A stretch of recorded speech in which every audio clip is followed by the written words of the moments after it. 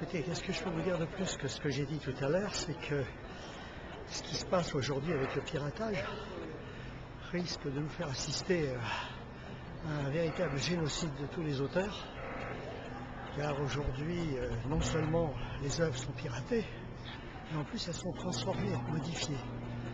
J'ai fait 41 films qui sont un peu partout dans le monde. Dans la plupart des pays, ils ont été piratés et en plus modifiés au niveau du montage, transformés au niveau du son.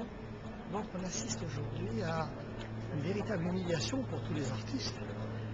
Et puis je ne vous cache pas qu'on est triste parce que moi ça fait 50 ans que je fais du cinéma. Depuis 50 ans j'ai connu pas mal de révolutions techniques. Et je suis un peu plus triste à chaque fois de voir qu'on passe d'un écran de 300 mètres carrés à un écran de 3 ou 4 centimètres carrés.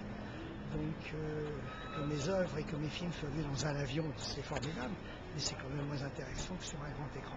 Donc le cinéma est pénalisé en permanence.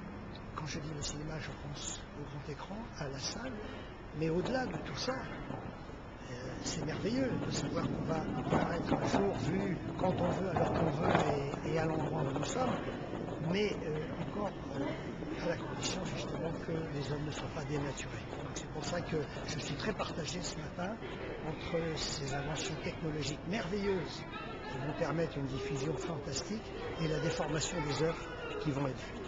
Merci Claude.